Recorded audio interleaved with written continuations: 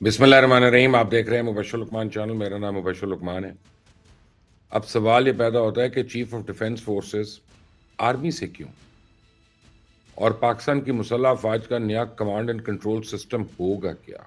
बहरहाल एक बड़ी इंपॉर्टेंट बात है कि जिस मुल्क में नए डैम्स की तामीर को शक व शुबे की निगाह से देखा जाए, जिस मुल्क में नई नहरें निकालने पर लोग हाईवेज ब्लॉक कर दें, जिस मुल्क में तजावुजात के खात्मे को अवाम दुश्मनी करार दिया जाए, जिस मुल्क में इनकम टैक्स को सरकारी भत्ता समझा जाए और ट्रैफिक चलान को रियासती जबर से तशबीह दी जाए, उस मुल्क में कोई आईनी तरमीम तनकीद के जद से कैसे महफूज रह सकती है।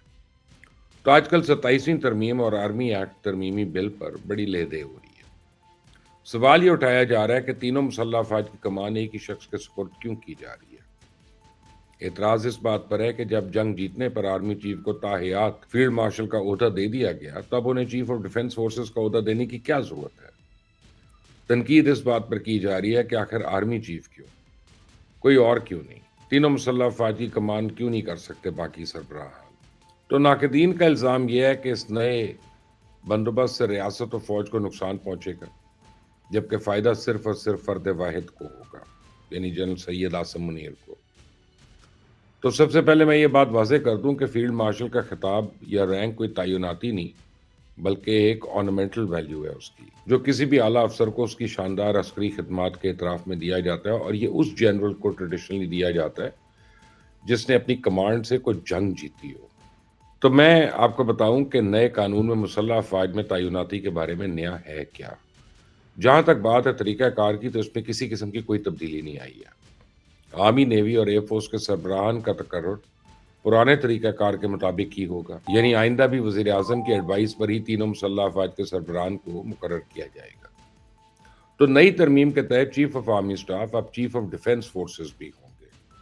CDFC की हैसियत से वो वज़ीर आज़म की मुशावरत से नेशनल स्ट्रेटेजिक कमांड के सरबराह का तकर्रुर कर सकेंगे। अब ये भी वाज़ेह रहे कि नेशनल स्ट्रेटेजिक कमांड चूंकि एटॉमिक और मिसाइल प्रोग्राम को डील करती है, इसलिए इस सरबराह का ताल्लुक भी आर्मी से ही होगा। नई तरमीम के तहत हुकूमत मुसल्लह अफवाज से ताल्लुक रखने वाले अफराद को field marshal, marshal of air force and admiral of fleet के ओहदे पर तरक्की दे सकेगी। फील्ड मार्शल का रैंक और मुराद ताहयात होंगे, यानी फील्ड मार्शल ताहयात फील्ड मार्शल ही होंगे, और नई तरमीम में इस ओहदे और खिताब को आईनी तहफ़्फ़ुज़ दिया गया। अब चूंकि फील्ड मार्शल का ओहदा कौमी हीरोज़ को दिया जाएगा, इसलिए वज़ीर आज़म इस ओहदे को वापस नहीं ले सकते, बल्कि सिर्फ पार्लियामान ही इनका मुआखज़ा कर सकती है। तो नाकदीन की जानिब से एक सवाल ये भी उठाया जा रहा है कि जब joint chief of staff committee का ओहदा मौजूद था, तो फिर air chief of defence forces का ओहदा मुतारिफ कराने की क्या ज़रूरत थी। तो ये इतराज़ उठाने वालों को शायद इस बात का पता नहीं है कि chairman joint chief of staff committee का ओहदा एक किस्म का, आप समझें, उसकी ऑर्नामेंटल वैल्यू है। इस ओहदे के पास किसी किस्म की कोई कमांड नहीं है, इसलिए वो किसी किस्म की मौसर कोऑर्डिनेशन भी नहीं कर सकते थे। किसी भी हंगामी सूरत हाल में वो कोई भी कदम उठाने से पहले आर्मी चीफ की तरफ ही देखते थे। अब चूंकि आर्मी चीफ के पास ही कानूनी इख्तियार होगा बतौर चीफ ऑफ डिफेंस फोर्सेस, इनका रैंक भी दूसरे ऑफिसर से ऊपर होगा, इसी तीनों मुसल्लह अफवाज और तमाम शोबों के दरमियान बेहतर कोऑर्डिनेशन कर सकते हैं।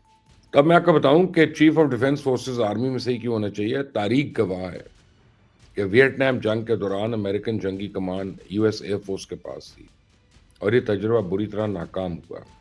उसका नतीजा ये निकला कि 58,000 से ज़्यादा अमरीकी फौजी वियतनाम में मारे गए, और इस शर्मनाक शिकस्त से बाकी ममालिक ने सबक सीखा कि जंग में कमान ज़मीनी फ़ौज के पास होनी चाहिए, और बाकी अफवाज ज़मीनी फ़ौज की हिदायत के मुताबिक ऑपरेशन में हिस्सा लेंगी, क्योंकि ज़मीनी फ़ौज ही वो फोर्स है जो जंग के आगाज़ से अख्ताम तक मैदान में, जंगों में, पहाड़ों में, गारों में, गुरीला वॉर और रवायती जंग ये सब लड़ती है।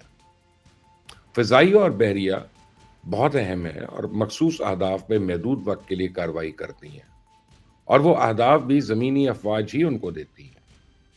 ज़मीन पे मौजूद तमाम अहदाफ और मुश्किलात आर्मी की क़यादत को असबर होते हैं, और इनके बारे में इंटेलिजेंस मालूमात भी ज़मीनी फ़ौज के पास ही होती हैं। आप देखें, इस वक्त रशिया की यूक्रेन के साथ जंग जारी है, और रशिया की जंगी कमान ज़मीनी फ़ौज के पास है।